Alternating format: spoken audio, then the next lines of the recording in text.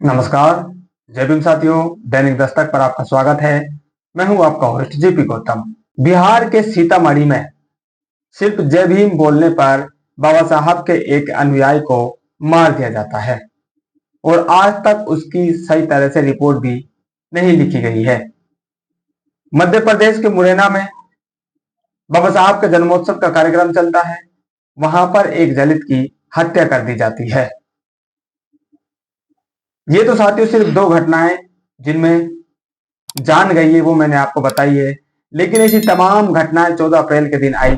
लेकिन सरकार, केंद्र की सरकार हो चाहे राज्य की सरकार हो, किसी भी सरकार ने अब तक इस मामले पर कोई संज्ञान नहीं लिया है। यहां तक कि ढंग से रिपोर्ट भी साथियों अब तक इन मामलों में दर्ज नहीं की गई है। लेकिन बहुजन समाज पार्टी अपने बहुजन समाज की फिक्र करती है, उसके नेता उसकी फिक्र करते हैं। इसलिए जब मामले को सरकार के द्वारा नहीं उठाया जा रहा है, सरकार गंभीरता से नहीं ले रही है, तब मायावती बहन जी ने आज इस मामले को उठाने का काम किया है। क्या कुछ बहन जी ने कहा है और क्या कुछ घटनाक्रम 14 अप्रैल के बाद घटे हैं, वो सारी बातें आपको इस स्टोरी में बताने वाले हैं। तो आगे साथियों बढ़ने से पहले आप ये फोटो देखिए। यह हैं बहुजन समाज पार्टी के नेशनल कोऑर्डिनेटर और राज्यसभा सांसद रामजी गौतम, जो एक कुर्सी पर बैठे हैं और उनको चारों तरफ कुछ लोगों ने घेर रखा है। ये साथियों सीतामढ़ी में बैठे हुए हैं। यहाँ पर अवधेश पासवान की जय भीम बोलने मात्र से हत्या कर दी जाती है। इस घटना पर खुद सांसद रामजी गौतम गए और थाने पर उन्होंने फोन पर बात करी, तब जाकर उनकी जो रिपोर्ट है वो ढंग से लिखी गई है। इस मामले पर सांसद रामजी गौतम इसकी जानकारी देते हुए कहते हैं, जो आपकी स्क्रीन पर भी मौजूद है, आप उसको पढ़ भी सकते हैं, लेकिन मैं आपकी सुविधा के लिए उसको पढ़कर बता रहा हूं। सीतामढ़ी में अवधेश पासवान की हत्या जय भीम बोलने पर सामंतियों ने कर दी। परिवार डरा सहमा सा था। हत्यारों को अभी तक गिरफ्तार नहीं किया गया।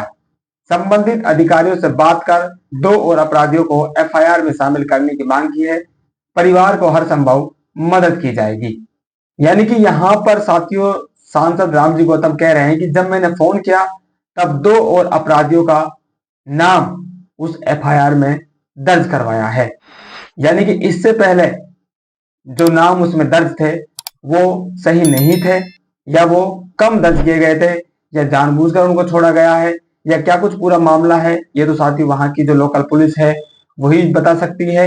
लेकिन जब सांसद रामजी गौतम 2 नामों का जिक्र यहाँ पर कर रहे हैं, तो इसका मतलब कहीं ना कहीं जो पुलिस प्रशासन है उसकी तरफ से कोई ना कोई लापरवाही बरती जा रही है, या पुलिस प्रशासन दलित समझकर इस मामले को गंभीरता से नहीं ले रही है।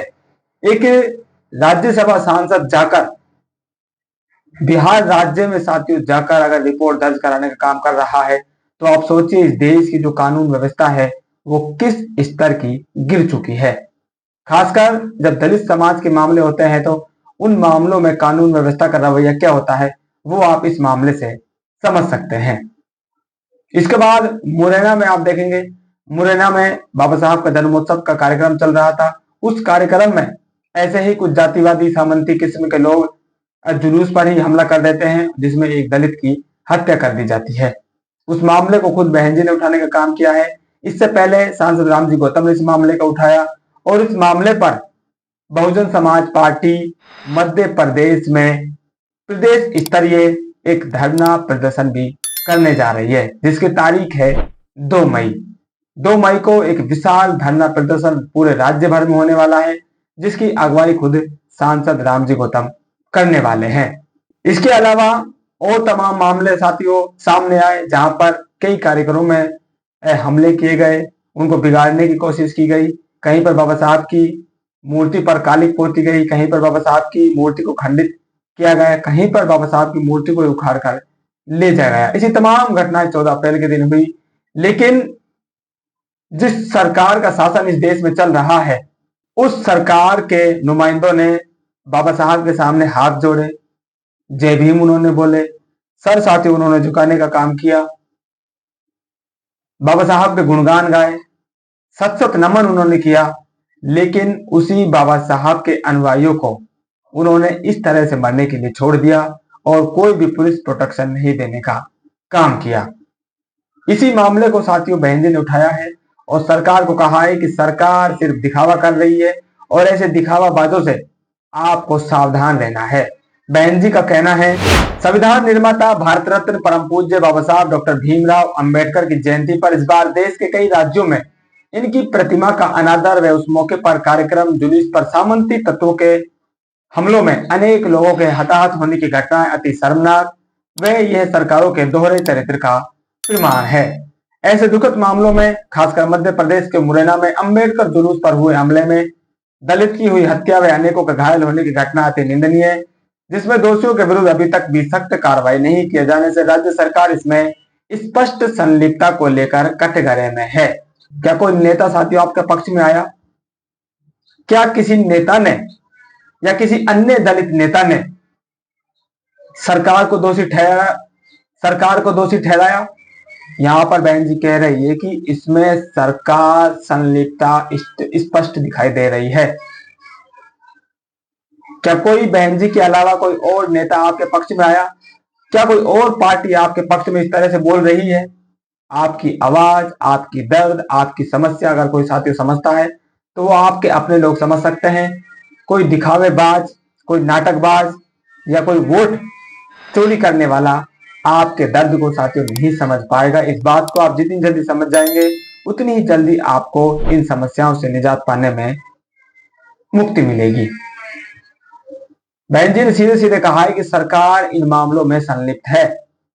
अगर सरकार कार्रवाई नहीं कर रही है, यह उसका दोहरा चरित्र का प्रमाण भी है। बहन जी ने साफ कहा है और यहीं पर बहन जी नहीं रुकी है। आगे बहन जी का कहना है, केंद्र में सभी राज्य सरकारें दलितों पर ऐसे हो रहे अन्याय, अत्याचार व इनके महान संतों, गुरुओं व महापुरुषों के अनादर, अपमान की घटनाओं को गंभीरता से लेकर जरूर सख्त कार्रवाई करके इसे रोके, वरना इन वर्गों के लोग इन्हें कभी माफ नहीं करेंगे। अर्थात सरकारें इस ओर जरूर ध्यान दें। साथ ही ऐसी जातिवादी घटनाओं से स्पष्ट है, केंद्र व राज्य सरकारें बाबा साहब डॉक्टर भीमराव अंबेडकर की जयंती पर जो कार्यक्रम आयोजित करती हैं, वे सब दलितों के वोट के स्वार्थ की खातिर पूर्णतः छलावा है। दलित समाज ऐसे दोहरे चाल, चरित्र व चेहरे वाली पार्टियों से जरूर सावधान रहें। तो यहाँ पर बहन जी ने साफ कह दिया है, ये जो केंद्र और राज्य सरकारें बाबा साहब के जन्मोत्सव जो कार्यक्रम करती हैं, ये मात्र दिखावा है, ये मात्र छलावा है, ये आपके वोटों को लेने मात्र के लिए ये स्वार्थ की राजनीति कर रहे हैं। आपको ऐसे लोगों से सावधान रहना है। ऐसे लोगों से आप जितनी जल्दी बचेंगे वो आपके भविष्य के लिए उतना ही बेनिफिट रहने वाला है। तो साथियों, तमाम घटनाएं इस देश में हुई 14 अप्रैल को, लेकिन कोई भी पार्टी, कोई भी नेता आपके पक्ष में नहीं आया, सिवाय बहुजन समाज पार्टी और उसके नेताओं के। फैसला साथियों आपको करना है, कौन नेता आपका हितैषी है और कौन नेता नहीं है। फिलहाल इस अपडेट में इतना ही, मिलते नहीं अपडेट में, तब तक के लिए जय भीम।